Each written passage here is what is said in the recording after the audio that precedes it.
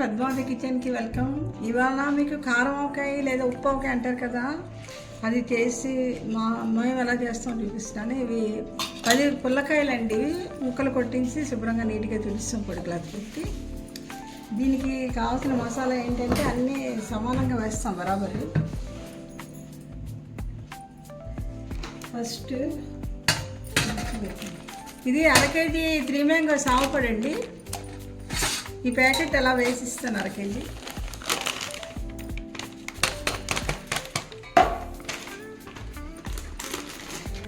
అన్నీ బరాబర్ వేస్తాం, కానీ నేను కొంచెం కారం మటుకు సగం వేస్తానండి.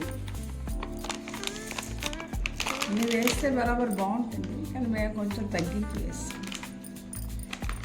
కొంచెం ఒక డొక్కు మరి కొంచెం వేసాను.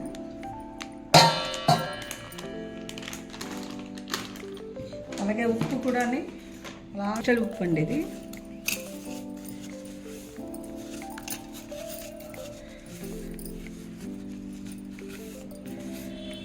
ఇక ఏమాత్రం ఉప్పు వేస్తున్నాను.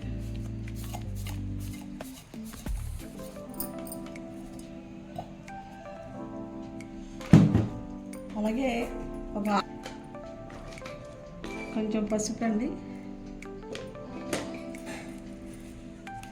ఇంగువ,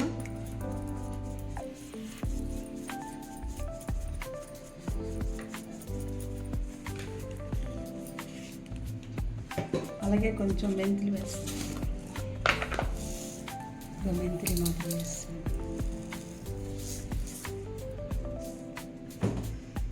వేసిన తర్వాత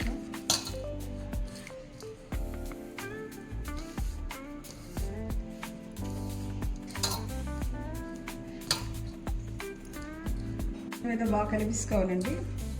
కలుపుకున్న తర్వాత ఇప్పుడు ఈ ముక్కలు ఫస్ట్ ఏంటంటే ఏ డబ్బాలో పెడతాం మనం ఆ డబ్బాలని. ఎప్పుడైనా సరే ఆవకాయ పెట్టినప్పుడు ఒక జారెడు ఇందులో వేసేసుకోవాలి కిందకి. అలా వేసిస్తే మరి బూజు పడటం గట్రా అవ్వదనమాట. ఇప్పుడు ఈ ముక్కలు తరిగినవి ఉన్నాయి కదా,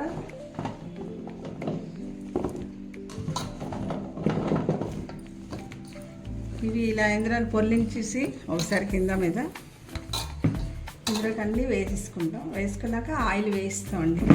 అంతేనండి, ఫటాఫట్. మసాలా ఉండాలి కానీ మీకు 2 సెకండ్స్లో ఆవకాయ రెడీ. రేపటి నుంచి తినేయవచ్చండి. చాలా ఇంకోటండి, ఇలా అన్నీ కింద మీద అన్నీ కలిపేసి కొంచెం బండి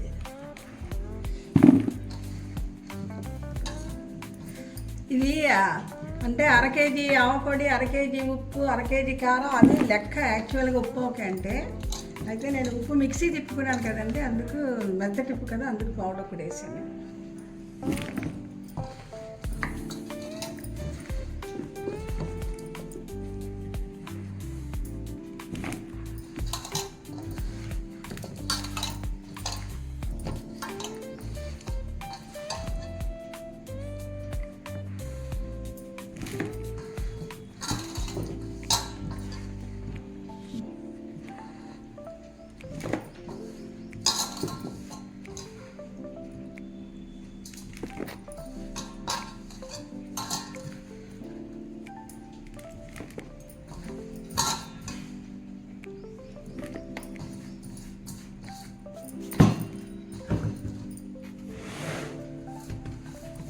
ఈ మిగిలిన మసాలా అంతా మీద ఆపండి చూపించి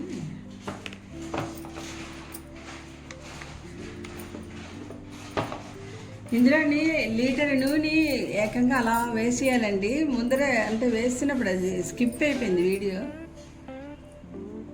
అదే డబుల్ ఫిల్టర్డ్ గ్రౌండ్నట్ ఆయిల్ ప్రియాది వేసామండి.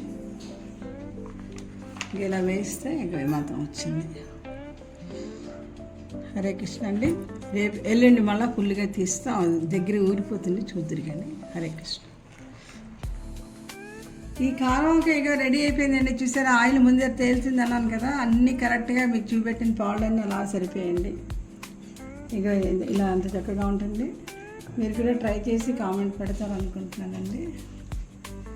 హరే కృష్ణ.